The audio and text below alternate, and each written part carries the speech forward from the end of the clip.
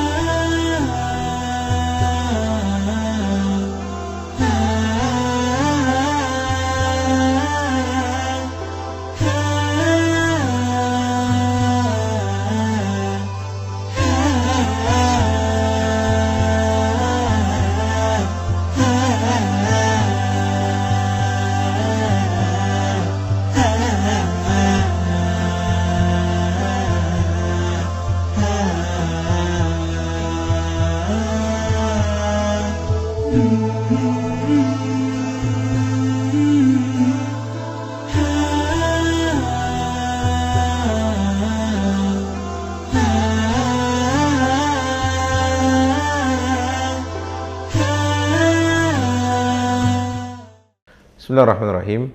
Alhamdulillahirrabbilalamin. Wassalatu wassalamu ala rasulillah wa ba'd. Assalamualaikum warahmatullahi wabarakatuh. Kaum muslimin rahmati Allah. Perpustakaan rasanya berbicara tentang ilmu pengetahuan yang ada dalam peradaban Islam tidak akan pernah lepas dari pembahasan tentang sebuah tempat di mana karya-karya kaum muslimin, karya-karya atau tulisan-tulisan dan buku-buku dan kitab-kitab kaum muslimin ditempatkan di sana. Ya, itu perpustakaan. Dalam sejarahnya tidaklah aneh dalam peradaban kita bahwa kita yang menyatakan bahwa peradaban Islam merupakan peradaban yang sangat-sangat memiliki kontribusi besar dalam ilmu pengetahuan, sudahlah pasti memiliki perpustakaan. Perpustakaan yang dimiliki kaum muslimin banyak dan beragam. Sehingga ada perpustakaan dan macam-macamnya perpustakaan.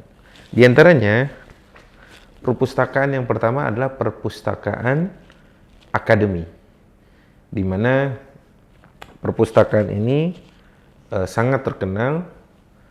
Di dalamnya kitab-kitab, buku-buku, karya-karya, tidak hanya karya-karya kaum muslimin, bahkan karya-karya peradaban yang sebelumnya, peradaban Yunani misalkan, dikumpulkan di sana. Perpustakaan ini dikenal juga dengan Baitul Hikmah, yang nanti kita akan berbicara tentang Baitul Hikmah secara rinci, insya Allah. Kemudian ada perpustakaan khusus. Perpustakaan khusus ini adalah perpustakaan yang hanya dimiliki oleh perseorangan atau pribadi. Jadi bahkan para menteri, para khalifah zaman dulu memiliki perpustakaan khusus di rumahnya.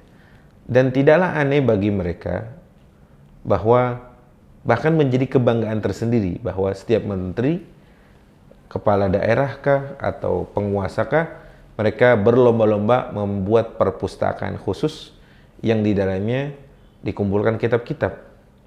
Berbeda sekali dengan peradaban kita hari ini atau peradaban yang kita sekarang ada di dalamnya, di mana sebagian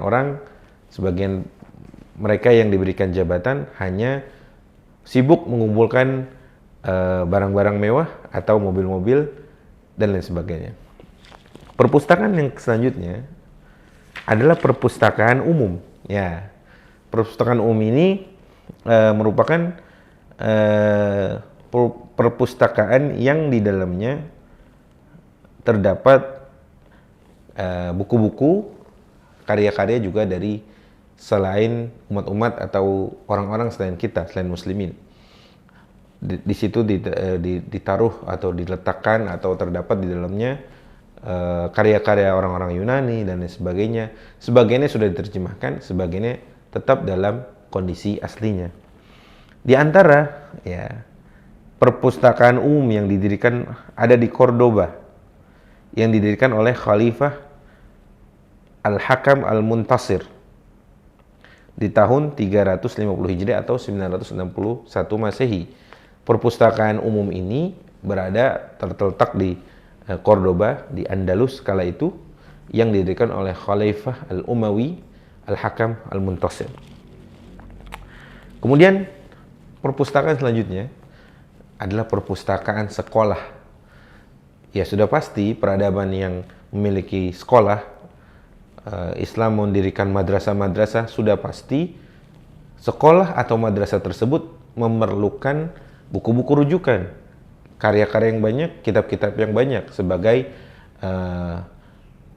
rujukan untuk menentukan kurikulum misalnya, atau memilihkan kurikulum modul sebagai materi ajar di sekolah atau madrasah tersebut, atau tempat di mana murid-murid atau santri-santri di sana di madrasah ingin membedah dan memperdalam suatu ilmu yang telah dipelajari di sekolah tersebut. Sehingga sekolah perpustakaan pun hadir di sekolah-sekolah atau madrasah-madrasah. Seperti contoh misalnya, Menteri Salahuddin ketika itu membangun sekolah di Kairo bernama Al-Fadilah. Dan ia memberikan kepada kepala sekolah tersebut sebanyak 200.000 jilid buku, Masya Allah, yang diambil dari koleksi buku di Al-Abidiyah. Masya Allah, ini merupakan 200.000 jilid buku yang ada di perpustakaan sekolah. Maka coba kita tanya, sekarang sekolah-sekolah yang ada kita lihat di sekitar kita hari ini, apakah memiliki perpustakaan atau tidak? Baik, yang terakhir, perpustakaan masjid dan universitas. Wah, ini sudah pasti. Masjid kala itu sebagai tempat di mana orang-orang menimba ilmu, belajar, dan sebagainya. Dan di antara perpustakaan yang sangat-sangat terkenal adalah perpustakaan di dua masjid terkenal, Masjid Al-Azhar di Mesir, di Kairo, dan Masjid Al-Qarawiyyin yang ada di Fas, di Maroko.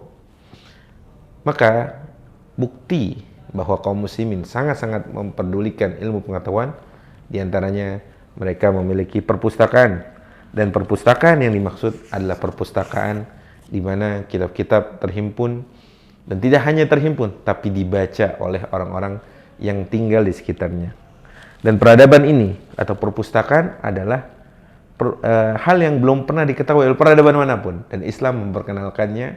Bahkan hari ini kita dapati perpustakaan-perpustakaan terus ada di tubuh kaum muslimin, di antaranya perpustakaan yang ada di Masjid Nabawi misalnya, dan perpustakaan-perpustakaan di tempat yang lain.